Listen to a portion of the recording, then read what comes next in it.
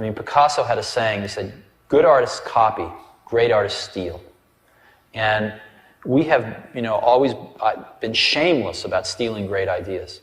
This famous quote by Pablo Picasso is something like a hammer, a righteous tool in the proper hands, but absolutely destructive in the wrong hands. Now, with over 50,000 works in his lifetime and some of the most influential art ever made under his belt, he has to know what he's talking about, right? I mean, you don't become a multi-generational master by being clueless. So should we all just go out and shamelessly copy the art we see others doing in hopes that we achieve their results? Well, no, of course not. Artists and consumers place so much importance on originality, authenticity, and uniqueness, and that's not an inherently bad thing at all. There's certainly a specialness about witnessing something that you haven't quite seen before. So if we all universally feel this way, where does this thought of great artists copying come from if we all have a bad taste in our mouth after seeing or witnessing someone blatantly steal another person's work or ideas? Truthfully, and you might not like this, it comes from forgetting where you came from. Let me explain. Artists, think back to the moment that you fell in love with your craft. Photographers, when you fell in love with the image. Musicians, when you first heard your main instrument.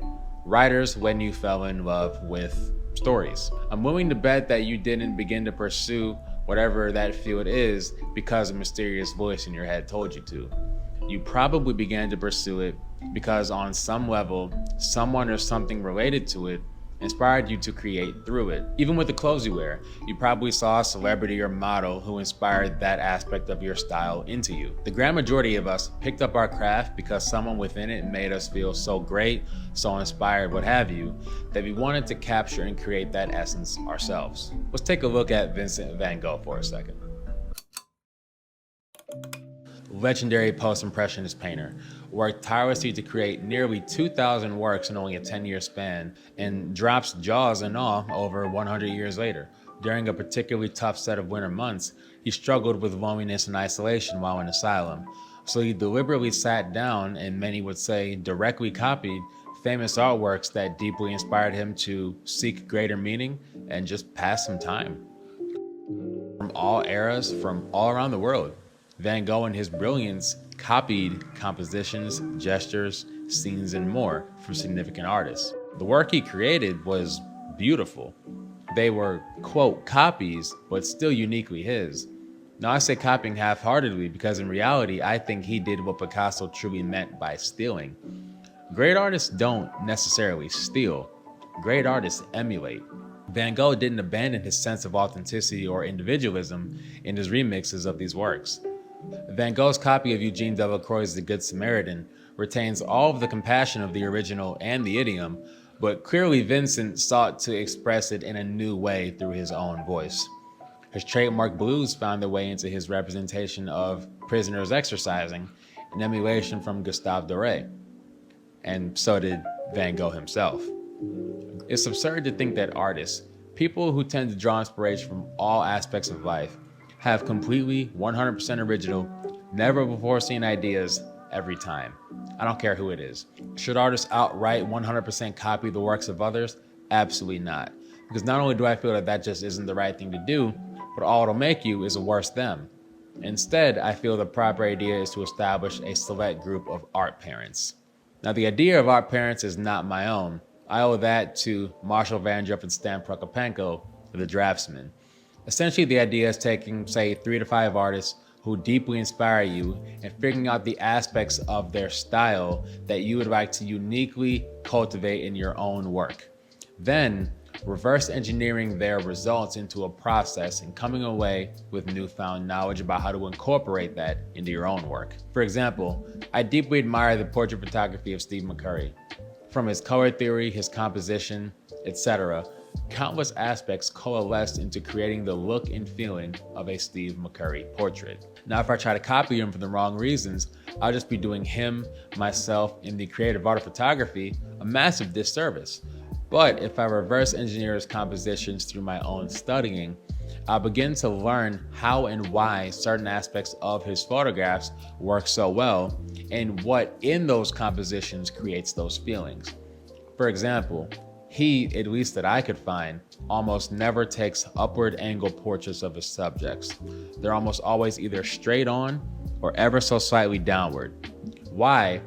I can't say 100% for sure, but I do know that that'll at least always guarantee that you'll see clear whites in the eyes of subjects, which makes for a compelling magnetism in the feeling of looking into their souls. His color palettes are simple and never cluttered. This makes it extremely easy for even an untrained eye to follow. Finally, rarely do subjects ever smile. Everybody's told somebody to say cheese before, but that might be ruining your shots. Yes, smiles often equal happiness, but when you let people simply act as they are, the ambiguity in their faces could convey a million different things.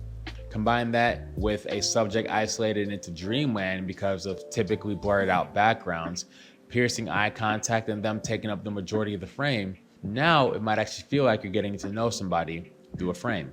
There's a million things that make a McCurry portrait great, but if you take this approach and reverse engineer the works of whoever inspires you, you'll come away with insight into the building blocks of their process. That, when mixed with emblems of your other art parents and your own individuality, you can truly come away with a blend that hasn't been seen before. The humanity of McCurry's compositions, the tireless work ethic of Picasso, and the passion of Van Gogh continue to inspire me, and in my unique ways, I've taken that with me in my own work in conjunction with the other people that I like to study. McCurry didn't create the feeling of humanity in photos. Da Vinci didn't create ambiguity with Mona Lisa, but they certainly inspired me to find various aspects of those qualities in my own expression. I think I understand what Steve Jobs and Picasso were onto. I don't think anybody in this world respects a direct copycat, the same way we don't respect that chump who jumps into the group presentation at the end when everybody else already did the work. What I would like to believe they were getting at is that the abstract building blocks of what makes up somebody's style is inspiration for the taking. An artist shouldn't be afraid to embrace those in fear of being unoriginal. I'm gonna call Pablo out. Stealing is the wrong word, and I think copying is a little too brash also. I actually think he misspoke. If I could make my own version of the quote, I would say that good artists create and great artists emulate. Emulation requires steady deliberation and a comprehension of what creates a given result. Focus, practice, and attention to detail, as well as understanding what's useful and what's extraneous. These are vital to the learning process, and I think it'll help somebody grow much faster than by cutting out the outside world from the beginning and simply being inspired by being alone. That can help, but I don't think that's always the answer. Once you take those lessons, mix them with your own experiences and skill set regarding the arts in the world, and you'll come away with a mixture that is truly uniquely yours. For a given time, you might remind others of somebody else. They might even call you the next them. But when it's all said and done, you're not going to be the next anybody. You're going to be the first you. Thank you guys for watching. Like and subscribe if you enjoyed the video. I really liked making this one, and I will see you in the next one. Until then. Eh bien, c'est fini.